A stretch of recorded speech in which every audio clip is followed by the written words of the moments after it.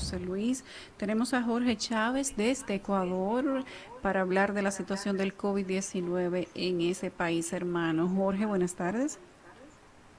Buenas tardes, Yulisa, un gran abrazo para ti, para Igual para Esteban ti. y para José Luis, y por intermedio de ustedes, a toda esa enorme audiencia del Gobierno de la Tarde, un programa que se transmite por Z101 y de Sintonía Total. Jorge, Jorge, adelante, adelante, nos Mendoza. preocupa mucho lo que hemos visto en algunos videos de Ecuador. Queríamos saber si esa es una muestra exagerada o ciertamente estamos teniendo una situación tan difícil de controlar en el hermano país. Bueno, no es exagerada, la realidad supera inclusive esos videos. Wow. Lo que están viendo ustedes en los videos a través de las redes es totalmente real, lamentablemente. Nos causa muchísimo, muchísimo dolor. Qué pena. En la ciudad, después de Quito, la segunda ciudad de importancia en Ecuador, Guayaquil. como es Guayaquil, se habían presentado la mayor cantidad de casos, más de 1.700 casos, de los 2.748 que según el gobierno son los infectados, y con una mortandad de 33 víctimas, perdón, Don Jorge. 93, corrijo, 93 víctimas según el último reporte de hace 2 horas.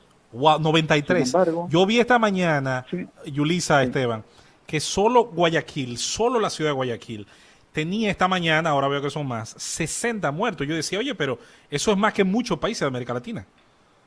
Dios Bueno, mío.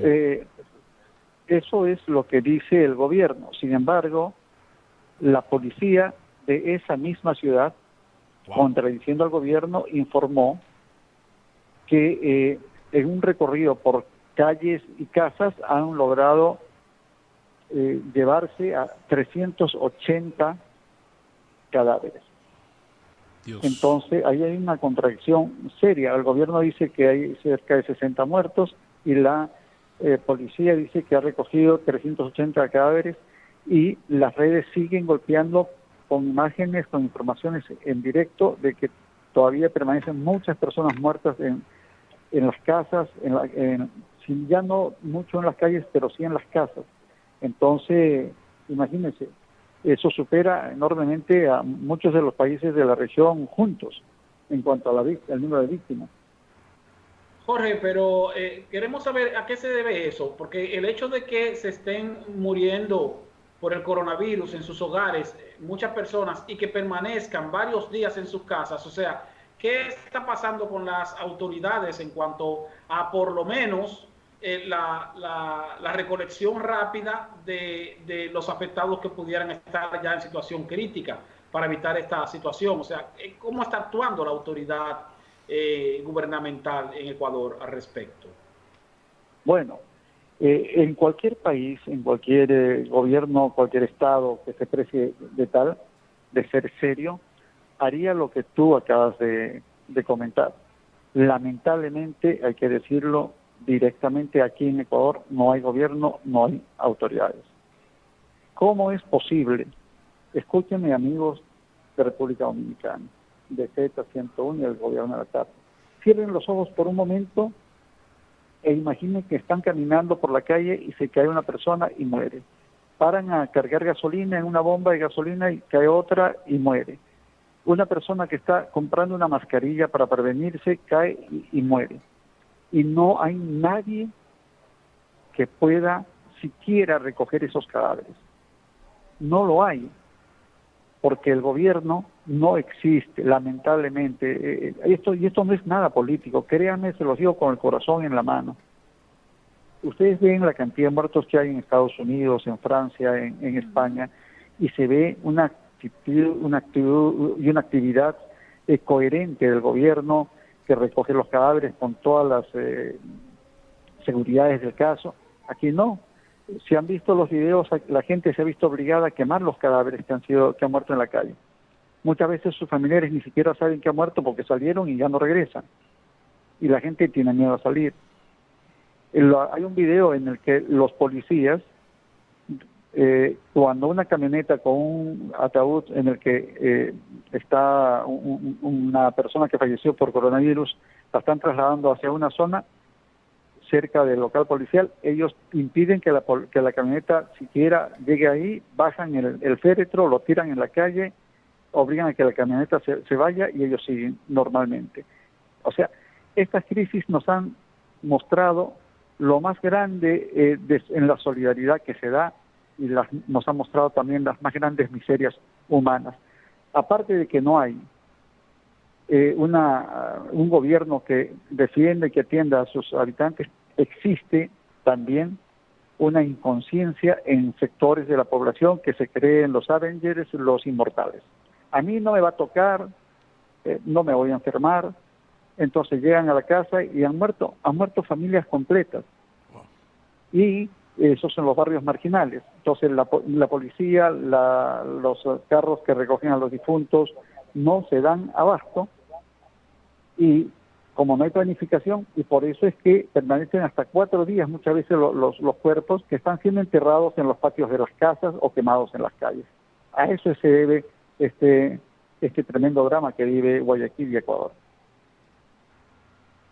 Durante el día de ayer, que Ban Ecuador iba a ayudar al gobierno ecuatoriano, con la construcción de un camposanto en Guayaquil, y que el vicepresidente había hablado antes de ayer, inclusive de una fosa común en Guayaquil para enterrar la cantidad de muertos, que aparentemente el gobierno desconoce cuál es la cifra real, porque confronta con los datos que da la policía. Sí, bueno, para que ustedes vean que pues aquí no hay gobierno. Se dijo, y el comandante de la Armada ecuatoriana, quien ha asumido el recojo de los cadáveres en Guayaquil, ha dicho que a más tardar mañana, con todo el esfuerzo posible, podrían, en condicional, cumplir con recoger todos los cadáveres y llevarlos a un camposanto que se está habilitando para ser enterrados. Pero probablemente, yo no tengo por qué dudarlo, es un buen deseo, una buena intención del comandante, pero cuando se tope con una realidad que es imposible de superar, porque no consigue ambulancia, no consigue carros para llevar los cadáveres, ni siquiera han sacado los que están en los hospitales. No han podido hacerlo. Les voy a comentar un caso especial. Un familiar de un cuñado mío que vive en Guayaquil, hace poco llegó procedente de Venezuela, donde permaneció junto conmigo más de 30 años. Hace 4 días murió la hermana de su compañera, de su compañera de vida. Ese mismo día murió la tía de su compañero. O sea, a la esposa se le murió la hermana, la tía, y al día siguiente de la noche el sobrino.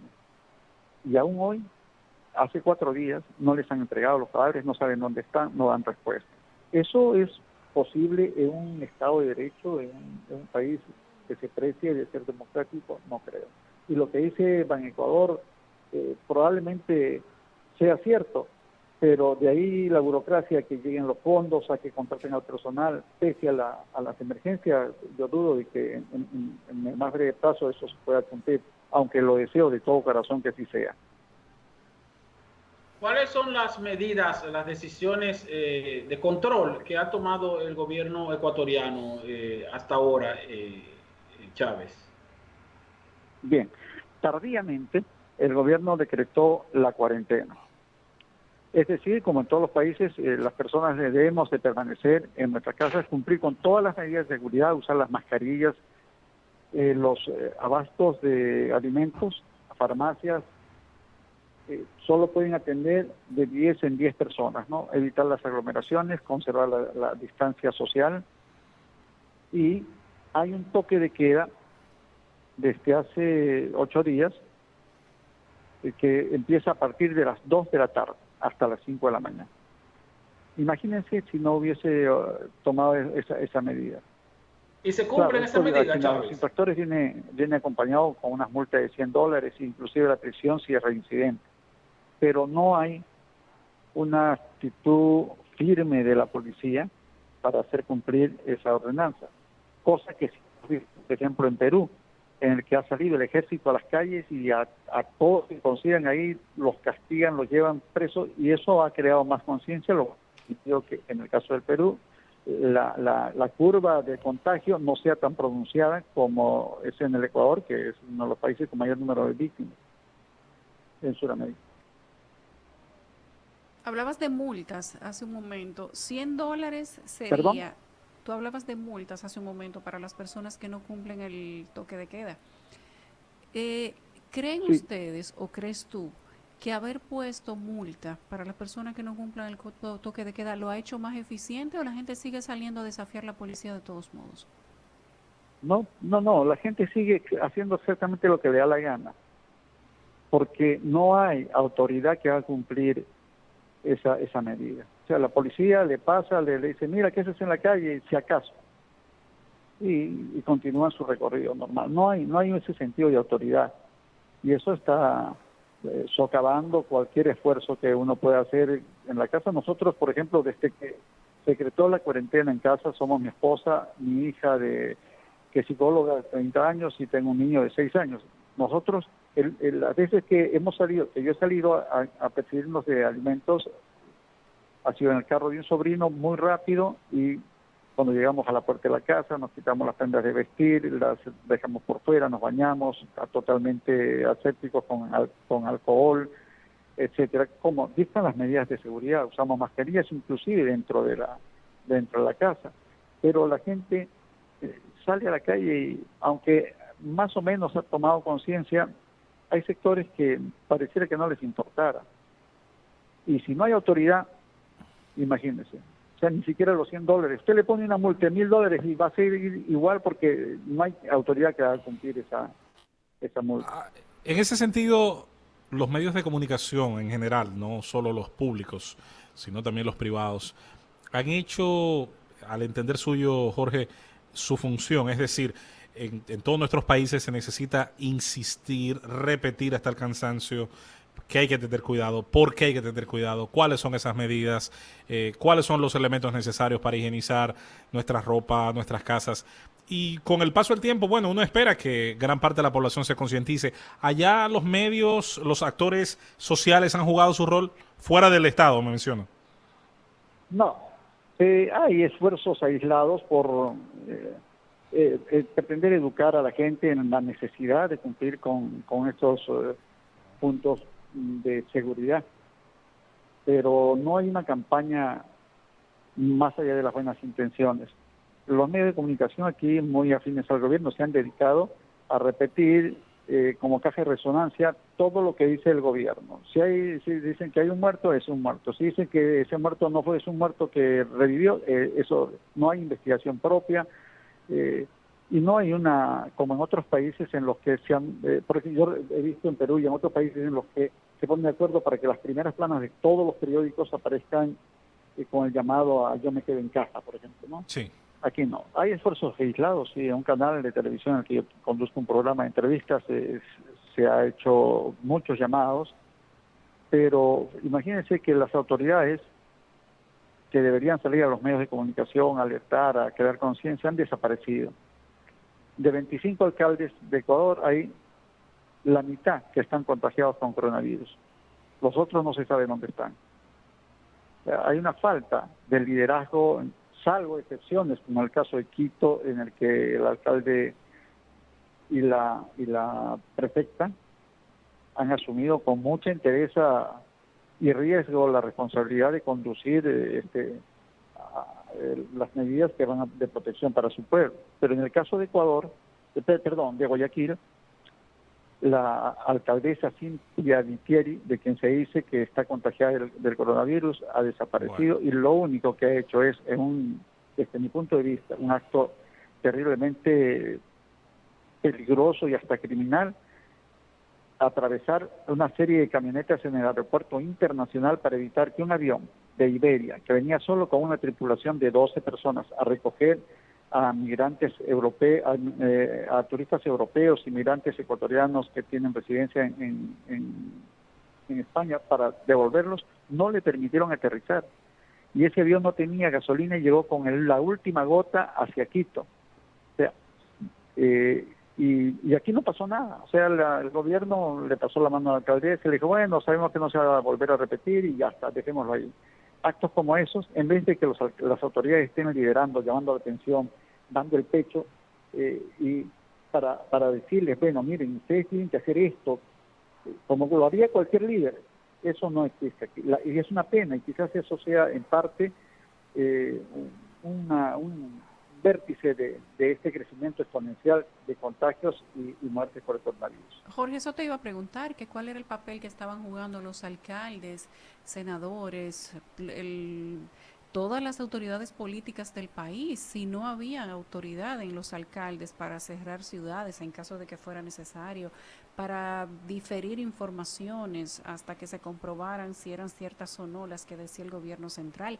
Pero además, ¿qué ha pasado con el presidente Moreno? Un presidente que cuando se juramentó era una persona muy popular. Su guerra con el expresidente Correa también entendemos que tuvo sus bemoles, pero inició siendo una persona popular, la gente le gustaba las medidas que tomaba. No sabemos nosotros desde aquí qué exactamente fue lo que sucedió después de todo el tema de Odebrecht, por supuesto, y las supuestas persecuciones políticas, las investigaciones con pasados ministros y expresidentes, pero en qué momento de los últimos 8 o 10 meses el presidente Moreno cayó debajo de la línea de popularidad que le llevaba de manera ascendente. Bueno, me van a disculpar, pero esta es una opinión muy personal, ¿no? Mi percepción es la siguiente. Cuando ganó el presidente Lenín Moreno de la mano de Rafael Correa, tenía una popularidad muy alta. Sin embargo, no sabe exactamente qué es lo que ocurrió y qué desencadenó ese enfrentamiento con Rafael Correa, e inmediatamente todo su mandato lo ha dedicado a culpar a Correa de todo lo malo que pasa. Es verdad, hay una persecución política impresionante, o sea, que nadie en su sano juicio pudiera entender el por qué, si una persona ligada a Correa pone un tweet que no le guste, va preso. La alcaldesa de Guayaquil, como comenté, cometió actos criminales, pero ni con el pétalo de una rosa. ¿Qué ha pasado con Lenín? Lenín no podía gobernar si no es con el apoyo de los partidos y de los líderes que lo adversaron en las elecciones. Entonces él se convirtió, desde mi punto de vista, en una persona, de pronto va a sonar fuerte y duro esto, pero tengo que decirlo, como un títere de los banqueros y de la gente de sus adversarios políticos. Entonces, para sostenerse en el gobierno, él hizo todo lo que le dijeron. Inclusive, imagínense cómo es posible que en plena crisis del coronavirus, el presidente, que está desaparecido, se dice que en una casa... Pero da la impresión, en la isla Jorge, Galápagos, Jorge, yo sé, todos los países sí, de América Latina tienen una alta polarización política, pero me da la impresión de que no creo que todo cuanto haga mal el gobierno ecuatoriano lo ha hecho mal porque haya roto con el correísmo. Lo puede hacer mal por ineptitud, por incapacidad. Y obvio, sé que Ecuador es un país que tiene actualmente esa línea que atraviesa la sociedad, correístas, anticorreístas. Si lo que hizo todo aquel fue bueno, buenísimo, si aquel era perfecto y este es lo peor. Pero hoy por hoy, donde pienso hay que tomar medidas, hay que tomar decisiones, yo creo que es más un tema de ineptitud, independientemente de correísmo o anticorreísmo. es que no, tienes toda la razón. ¿A qué iba? Esta información que les daba, esta idea que estaba hilando, era para concluir en lo siguiente. Uno, la ineptitud la achaca a los correístas. Su ineptitud la achaca. Todo lo que ocurre en el país achaca a los correístas. Imagínense que hace aproximadamente 5 días, en pleno pico de muertes y contagios, cuando no había plata ni siquiera para comprar mascarillas, y ya les comentaré sobre ese caso de un robo descarado, él ordenó que se pagara al Fondo Monetario Internacional y se pagara a los tenedores de bonos. O sea, cuando Argentina, el presidente argentino le dijo al Fondo Monetario Internacional, me hace disculpar, pero mi gente es lo primero y yo no te voy a pagar por lo menos en 5 años, y el fondo le dijo, sí, tienes razón, aquí no, aquí se priorizó el pago de la deuda externa a los tenedores de bonos antes que la atención social. Entonces, cuando te decía, cualquier error, dice, hay una crisis hospitalaria, culpa de Correa porque los hospitales no funcionan, él los dejó en la quiebra. Correa cometió muchos errores, es posible que sí, muchísimos, pero uno no puede estar achacándole durante 3 años y medio los errores a un gobierno que hace, repito, 3 años y medio ya salió. Imagínense lo que hizo el presidente del IES. El IES es el Instituto de Seguridad Social. Ordenaron una compra de mascarillas y de lentes protectores. Firmaron el contrato y si no es por una persona acuciosa, ni siquiera un periodista, nadie, una persona acuciosa, cuando vio el contrato dijo, un momento, ¿qué pasa? ¿Cómo es posible que por cada mascarilla estén pagando $12 cuando en el mercado está a $3.98? Imagínense, y ya va, además de eso, quien va a vender por $10 millones esas mascarillas no es una empresa médica, ni quirúrgica, ni productora de insumos médicos ni quirúrgicos, no, es una empresa que es dedicada a la venta de comida. Fue tal el escándalo que se tuvo que parar. Cayeron algunos directivos, pero el director responsable continúa ahí.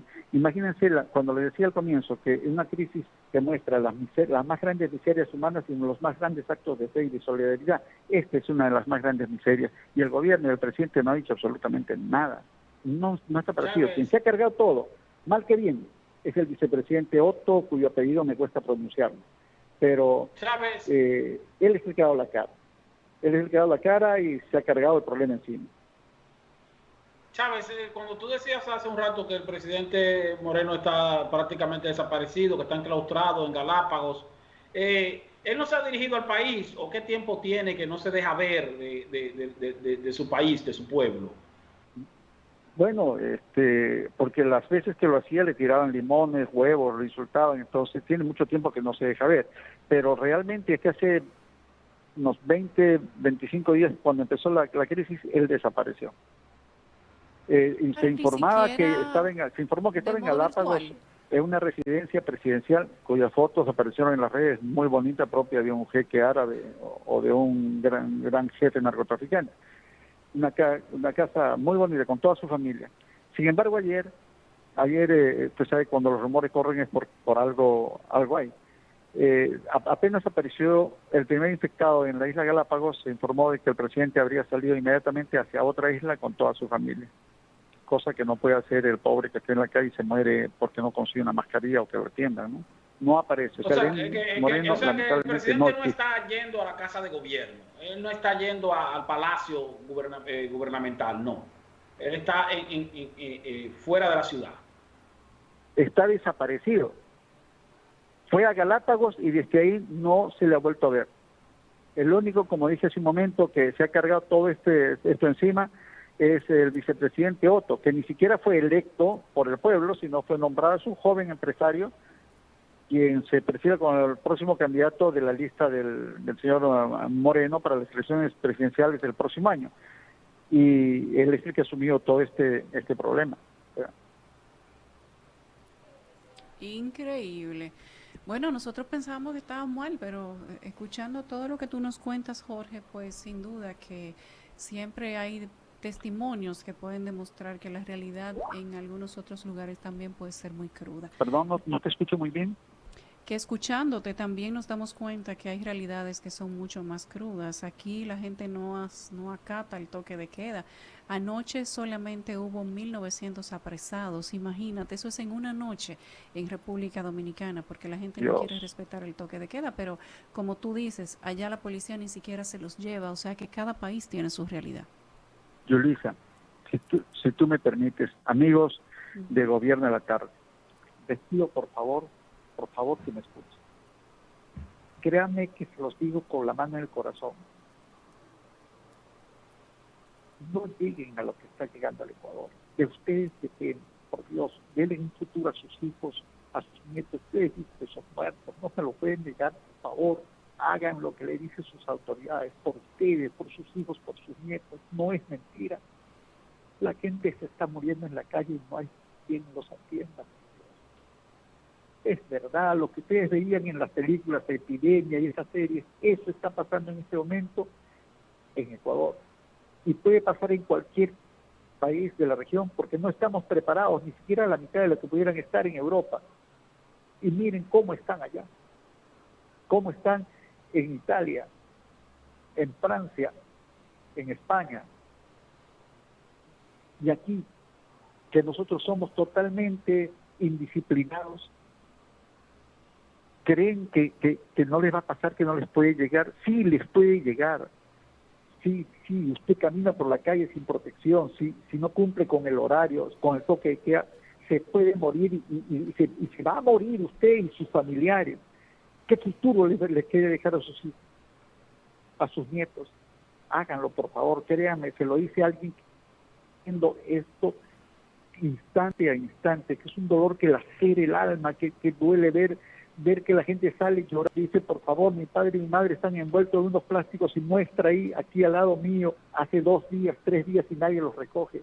Y yo estoy contagiado y mi hermana también. Y al día siguiente resulta que esa señora se murió y queda la otra hermana que ya no puede ni siquiera hablar. O sea, la gente sí se muere por el coronavirus. No sean irresponsables. La clave. Hay que ser responsables, incluso cuando el contagiado eres tú o más aún cuando aún no te has contagiado y puedes evitarlo. Jorge, gracias. Nosotros lamentamos que esta sea la situación que esté viviendo Ecuador, tu país, que cuando hablemos contigo tengamos que escuchar cosas lamentables. Vamos a estar pendientes de ustedes, seguiremos hablando en la semana y ojalá que de algún modo sea el vicepresidente Otto, que tiene un apellido complicadísimo, que tome las riendas de lo que está sucediendo en ese país, sea que Moreno no aparezca más y qué pena, o que las autoridades sanitarias encuentren la manera de hacer que la gente cumpla el toque de queda para que la situación, la realidad de Ecuador empiece a cambiar en la medida que pasen los días. Gracias, Jorge, fuerza, fe, valor y mantente en tu casa con los tuyos, porque tal vez la única manera de que todos podemos cooperar es cuidándonos a nosotros mismos y protegiendo a nuestras familias. Gracias por haber conversado con nosotros. A ti, Yulisa, muchísimas gracias, a Esteban, a José Luis, y es verdad, la única manera de que podamos colaborar es quedarnos en nuestras casas. Yo tengo mucha fe en que esto va a pasar. Tendrá un costo muy alto, va a pasar, pero después de este coronavirus el mundo no será igual. Siempre habrá un antes y un después que nos obligará a replantear cosas en la geopolítica, en las relaciones sociales, en lo económico, en todo. Ojalá podamos entender de que no somos inmortales y que necesitamos después de esta crisis ser mejores seres humanos. Gracias, amigos del Gobierno de la Tarde y a Z101 por esta conversación.